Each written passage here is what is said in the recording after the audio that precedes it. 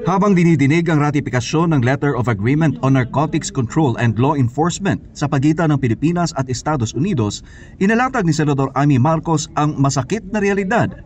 Bumabalik na muli ang droga sa mga kalsada at kasabay nito ang lumalalang kriminalidad. Ang mga dating adik nagbalik loob sa pagiging adik. Yung mga dating takot ang lalakas na ng loob. Ang mga pusher, di na nagpo-push back.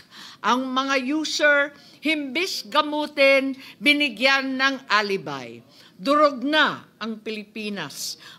Ayon sa datos ng kanyang inilahad, 5,859 na barangay ang nananatiling drug-affected at 1.479 milyong Pilipino pa rin ang gumagamit ng ipinagbabawal na gamot. Mahigit 52 bilyong piso naman na halaga ng droga ang nakumpiska mula Enero taong 2024. High happy days are here again. Ang pinaghirapan linisin ni Presidente Duterte, linamon at linaklak na ng mga buwaya. Buwayang walang kabusugan. Pero higit pa sa usapin ng droga, mas matindi ang bintang ni Marcos. Ang mismong gobyerno umano ay nalululong na rin sa nakakaadik na katiwalian. Oo, kailangan natin lahat ng tulong na pwede nating makuha. Pero kung ang sarili mismo nating bansa ay lango at lulong sa nakakaadik na katiwalian, paano tayo gagaling? Gayong mas gusto pa ng ilang mga politiko na wala sa wisyo ang taong bayan para mapagpatuloy nila ang kaadikan sa kapangyarihan. Para kay Marcos, kahit gaano kalaki ang tulong mula sa Estados Unidos, kabilang na ang dagdag na 25.4 milyong dolyar na pondo para sa Coast Guard at mga anti-drug programs, mauuwi lang ito sa wala kung hindi bubunutin ang ugat ng problema. Dalawa lang ang kapalaran ng mga mata sa lipunan, mamuti sa gutom o mamula sa droga.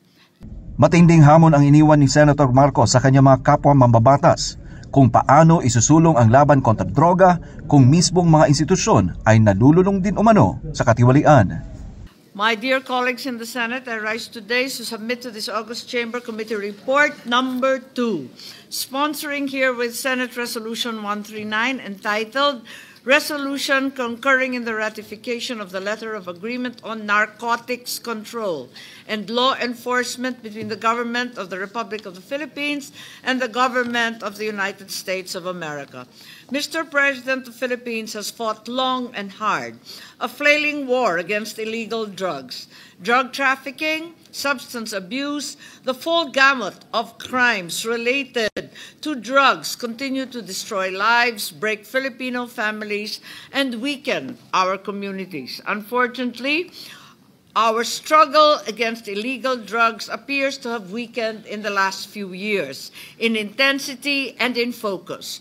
The truth is, we are backsliding in effort and result, and today, a total of 5,859 barangays remain classified as drug-affected, and 1.479 million Filipinos continue to use illegal drugs.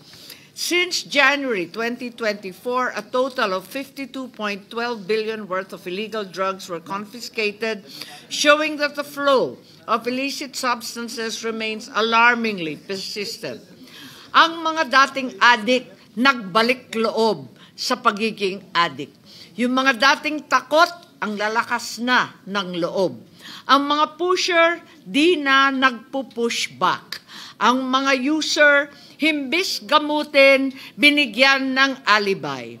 Durog na ang Pilipinas. Marami na naman durugistang Pilipino. Marami na naman nakawan dahil naghahanap ng pantustos sa bisyo nila. Laganap na ulit ang krimen dahil laganap na ulit ang droga. High happy days are here again. Ang pinaghirapan linisin ni Presidente Duterte, linamon at linaklak na ng mga buwaya. Buwayang walang kabusugan. Matapos ni Presidente Duterte dalhin sa hustisya ang mga kriminal, matapos niyang dalhin sa rehab ang mga adik na gustong magbago. Ayun, siya naman pala ang dadalhin sa The Hague.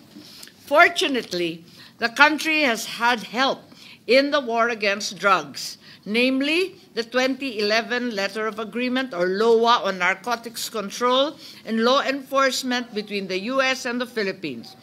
Under this agreement, the U.S. committed funding and expertise to programs designed to enhance law enforcement, strengthen the rule of law, advance drug demand reduction, promote community resilience. In truth, from early 2011, we have been benefiting from the LOA, as we have already received over $27,620,000 US in equipment, training, and donations, including 250 million pesos for the establishment of an educational and technical building in the Philippine Coast Guard Fleet Training Center in Balagtas, Batangas, Bulacan, 342 million in training programs for the Coast Guard as well, and the provision of several millions worth of critical equipment.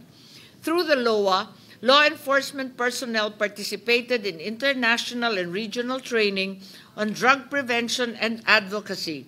Filipino doctors have been certified as international standard drug abuse treatment capable. And our prosecutors and lawyers received specialized trainings so that the 2017 edition of the Prosecutor's Manual was produced in large part through the assistance granted by this same LOA. On top of the $27.62 million already given, the U.S. government also committed an additional $25.4 million of funding under the LOA. Unfortunately, there has been a misapprehension of the LOA's character as a mere executive agreement. Since it contains a tax exemption provision, the same should have been submitted for Senate concurrence vis-a-vis a treaty.